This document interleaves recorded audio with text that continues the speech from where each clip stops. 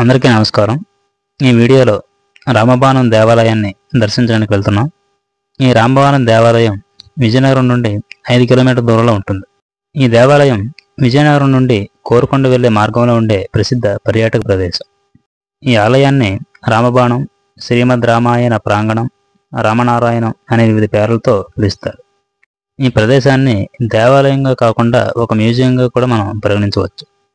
ఎందుకంటే సాధారణంగా మ్యూజియంలో ఏ విధంగా అయితే మన చరిత్రను తెలియజేసే వస్తువులను భద్రపరుస్తారో అదేవిధంగా ఇక్కడ కూడా మన పౌరాణిక గాథలైనటువంటి రామాయణం గురించి తెలుసుకోవడానికి ఒక అద్భుతమైన ప్రదర్శనశాలగా ఏర్పాటు చేశారు. ఇక్కడ లోపల ప్రవేశించగానే ముందుగా వినాయకుడిని దర్శించుకొని అక్కడి నుంచి మనం ముందుకు వెళ్లాల్సి ఉంటుంది. ఈ రామబాణం దేవాలయాన్ని విజయనగరానికి చెందిన ఎన్సిఎస్ చారిటబుల్ ట్రస్ట్ స్థాపకులు మరియు నిర్వాహకులు అయిన శ్రీ నారాయణ నరసింహమూర్తి గారి కోరికతో వారి కుమారకులు కట్టించిన అద్భుతమైన నిర్మాణం. ఈ రామబాణం ఆలయ సృష్టికర్త అయినటువంటి నరసింహమూర్తి గారి విగ్రహాన్ని మీరు ఇక్కడ చూడవచ్చు. ఈ ఆలయం యొక్క నిర్మాణం 2014 మార్చి 22న ప్రారంభం జరిగింది. ఈ ఆలయం యొక్క ప్రత్యేకత ఏమిటంటే దీని యొక్క నిర్మాణం అన్ని ఆలయాల మాదిరిగా గోపురాలతో కాకుండా సరికొత్తగా నిర్మించారు. ఈ ఆలయం ధనుస్సాకారంలో ఉండటం వల్ల ఈ ఆలయాన్ని రామబాణం అని పిలుస్తారు. ఈ రామబాణం ఆలయం ధనుస్సాకారంలో ఉండటం వలన భక్తులను అలాగే పర్యాటకులను కూడా విశేషంగా ఆకట్టుకుంటుంది. ఈ ఆలయానికి మరొక ప్రత్యేక ఆకర్షణ ఏమిటంటే ఈ ధనుస్సుకి మధ్య భాగంలో ఉన్నటువంటి హనుమంతుని విగ్రహం, అలాగే ధనుస్సుకు కుడివైపున సరస్వతీమాత యొక్క విగ్రహం కూడా ఏర్పాటు చేశారు. ఈ ఆలయం యొక్క నిర్మాణం 2 అంతస్తులుగా నిర్మించారు. పై అంతస్తులో ధనుస్సు యొక్క చివరి భాగమైనటువంటి ఆలయంలో విష్ణు ఆలయం, మరొక చివరి భాగంలో సీతారామ లక్ష్మణ సమేత హనుమతో కూడినటువంటి రామాలయం ఉంటుంది. మనం ఇక్కడ ముందుగా విష్ణువు ఆలయం ఉన్నటువంటి ధనుస్సు యొక్క ఎడమవైపు భాగానికి మనం వెళ్తున్నాం. ఇక్కడ ధనుస్సు యొక్క చివరి భాగంలో ఉన్న విష్ణు ఆలయానికి అలాగే ధనుస్సు యొక్క మధ్య భాగంలో ఉన్న హనుమంతుని విగ్రహానికి మధ్యలో లక్ష్మీదేవి విగ్రహాన్ని కూడా ఏర్పాటు చేయడం మీరు చూడవచ్చు. ఈ ఆలయంలో మనం ఎటువైపు నుంచి చూసినా కూడా హనుమంతుని యొక్క విగ్రహం అనేది మనకు ప్రత్యేక ఆకర్షణగా కనిపిస్తూ ఉంటుంది. ఈ ఆలయం యొక్క నిర్మాణం సాధారణంగా ఆలయాల మాదిరిగా కాకుండా సరికొత్తగా నిర్మించడం వారికి వచ్చినటువంటి ఆలోచన చాలా గొప్పదైనగా మనం చెప్పుకోవచ్చు. ఈ విధంగా సరికొత్తగా నిర్మించడం వలన భక్తులనే కాకుండా పర్యాటకులను కూడా విశేషంగా ఆకర్షించడం అనేది గొప్ప ఉద్దేశం.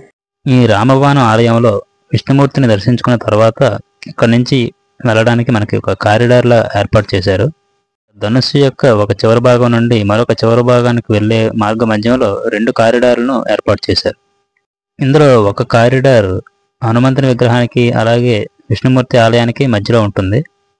ఇంకా రెండవ కారిడారు హనుమంతుని ఆలయానికి సీతారామ ఆలయానికి మధ్య భాగంలో ఉంటుంది. ఇక్కడ మీరు చూసినంత కూడా ధనుస్సు యొక్క మధ్య భాగం. ఈ ధనుస్సు యొక్క మధ్య భాగంలో 60 అడుగుల హనుమంతుని విగ్రహాన్ని ఏర్పాటు చేశారు. ఈ హనుమంతుని విగ్రహాన్ని ఏర్పాటు చేసిన వద్దే ఒక వేదికను కూడా ఏర్పాటు చేశారు. ఈ హనుమంతుని విగ్రహం వద్దే లేజర్ షోలో రామాయణాన్ని ప్రదర్శిస్తూ ఉంటారు. మనం ఇంతకు ముందుగా చెప్పుకున్నట్లుగా కారిడార్ అనేది ఈ విధంగా ఉంటుంది. ఒక్కో కారిడార్లో 36 అంటే 2 కలిపి 72 కుడ్డి చిత్రాలతో మొత్తం రామాయణ సారాన్ని తెలిపే విధంగా చిత్రాలు చిత్రీకరించారు. ఆ చిత్రాల కింద ఆ ఘట్టాన్ని తెలిపే విధంగా వాక్యాలు తెలుగు మరియు ఇంగ్లీష్ భాషల్లో అందుబాటులో ఉంచారు. ఈ ఆలయాన్ని దర్శించడం ద్వారా రామాయణ సారాన్ని పూర్తిగా తెలుసుకునేటువంటి అవకాశాన్ని మనకి అందించారు. ఇక్కడ 2 కారిడార్లు దాటిన తర్వాత చివరిగా సీతారామ ఆలయాన్ని మనం దర్శించుకుంటాం.